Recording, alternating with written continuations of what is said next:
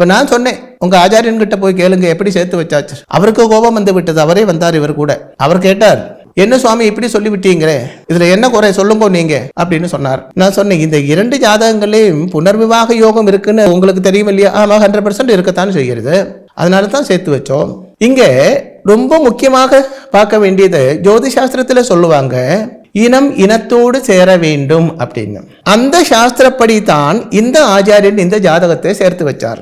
அதாவது பாப ஜாதகத்துக்கு பாப ஜாதகம் வேண்டும், சுத்த ஜாதகத்துக்கு சுத்த ஜாதகம் வேண்டும். இதுதான் இனம் இனத்தோடு சேர வேண்டும் என்று சொல்லப்பட்டது. அதாவது ஒருவன் குடிகாரனாக இருக்குன்னு வச்சுக்கோங்களேன், எக்ஸாம்பிள் சொல்றேன். அவனோட ஃப்ரெண்டு குடிகாரனாக இருக்கும் இல்லையா? அப்பதான் அவங்களுக்குள்ள ஒரு சந்தோஷம் இருக்கும். ஒருத்தன் சன்னியாசி என்றால் அவனோட ஃப்ரெண்ட்ஸ் சன்னியாசிமாராக இருக்கும். அப்பதான் அங்க ஒரு சந்தோஷம் இருக்கும். குடிகாரனும் சன்னியாசியும் சேர்ந்தாச்சுன்னா அங்க சந்தோஷம் இருக்காது. அப்போ ஒரு ஃபைட்டிங் தான் இருக்கும். அதுபோல பாவ ஜாதகத்துக்கு பாவ ஜாதகம் சேர வேண்டும்,